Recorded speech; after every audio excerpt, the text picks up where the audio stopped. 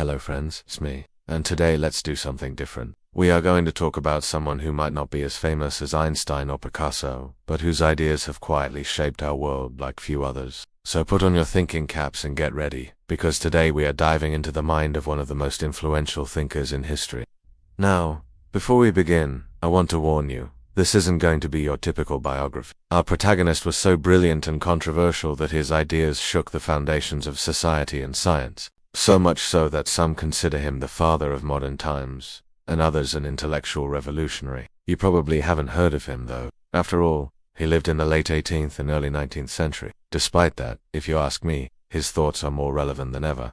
Ready to meet him. Alright, grab a cup of coffee because we've got a lot to discuss. Our story begins in the stormy seas of post-revolutionary France, a period of great turmoil and social change when Europe was gripped by the Industrial Revolution and its aftermath. On January 19, 1798, amidst this maelstrom, Auguste Comte was born in the historic city of Montpellier. Interestingly, although he would later claim to reject traditional Christian names, he chose to keep his given name, which coincidentally shared the same meaning as the Latin Augustus, meaning venerable or majestic. When he was just 3 years old, his family moved to Paris, a city that would be the epicenter of his life and work. However, tragedy struck when he was just 9 years old. His father abandoned the family due to his own financial problems and mental illness, leaving them in a precarious situation. With his father out of the picture, his uncle, a staunch materialist and atheist, took over as head of the household. This marked a turning point in young Auguste's life as his uncle became a key figure in shaping his thinking. It was under his uncle's influence that Auguste began his studies at the Lycée Louis le Grand, a prestigious institution that would be a stepping stone in his academic journey.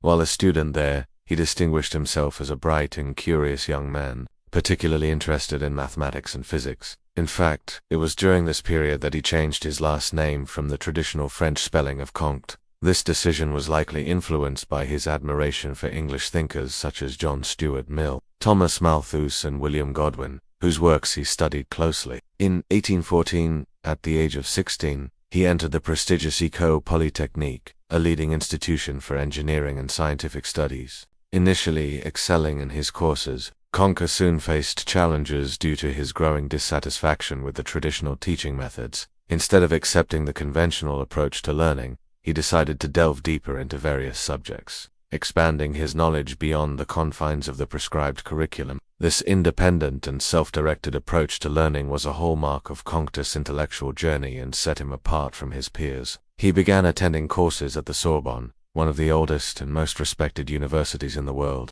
Here, his interests diverged, moving away from the exact sciences and venturing into philosophy. He became fascinated by the works of Enlightenment thinkers such as Immanuel Kant, whose ideas profoundly impacted his understanding of the world. As a result, Comte shifted his focus from engineering to philosophy, embarking on a path that would lead him to become one of the most influential thinkers of his time. At the age of 22, Comte started writing his doctoral thesis, choosing the topic of the positive philosophy, outline of a scientific reconstruction of the social science. This extensive work aimed to establish a systematic and empirical basis for the study of society. Comte approached this task by applying the scientific method, a practice common in natural sciences, to the realm of sociology. This innovative approach marked the beginning of sociology as a distinct discipline. As part of his studies, he attended lectures by renowned professors such as Young, who specialized in mathematical physics, and Henry de Saint-Marc, a prominent geologist. These professors recognized Comte's sharp intellect and inquisitive nature, noting his ability to quickly grasp complex concepts and engage in deep discussions. Yet despite their mentorship, there was a noticeable tension between the traditional academic world and Comte's unconventional ideas. Following this experience, Comte published the first volume of his positive philosophy. In 1830, this groundbreaking work presented his central argument that society progressed through distinct stages and that humanity had reached a pivotal point in its development. According to Comte, the initial stage was marked by a theological worldview where people attributed natural phenomena to divine intervention. In the second stage, people relied on metaphysical explanations, attributing events to abstract forces. However, according to Comte, the current state was characterized by a reliance on empirical observation and scientific methods to understand the world. This novel approach to comprehending society had a profound impact,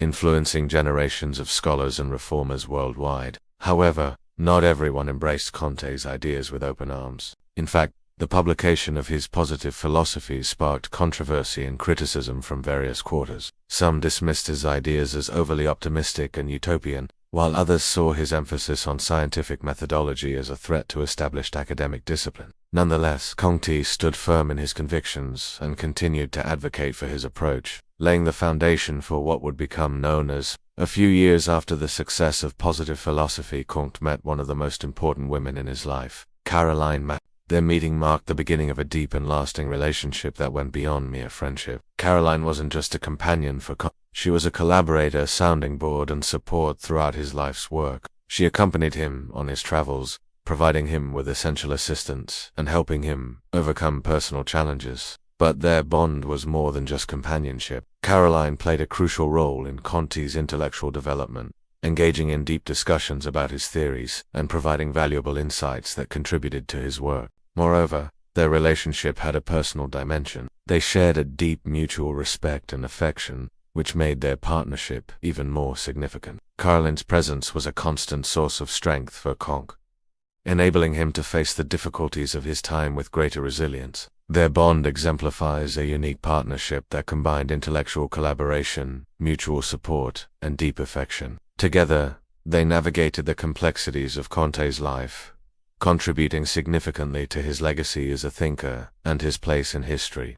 In 1839, Comte married another woman, Jenny d'Arc, who would bear him for children, but it was a marriage without much happiness. 2 years after the wedding, he suffered a nervous breakdown and spent almost 2 years in psychiatric hospitals. When he returned to Paris, he found that few people cared about his fate. Most of his former disciples had abandoned him, including his one-time close friend, John Stuart Mill.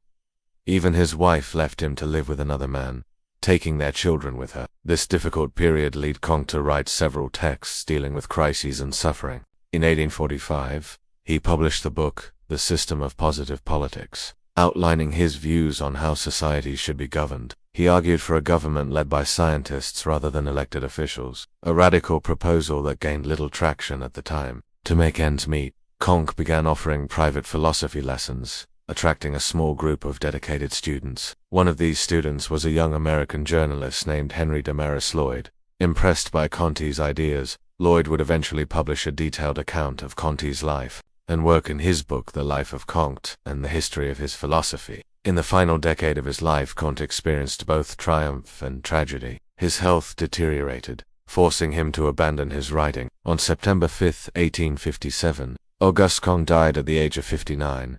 His death came as a culmination of a life dedicated to advancing knowledge and understanding of society. As news of his passing spread, a small group of loyal followers gathered at his grave, marking the end of an era. So, here's my question to you.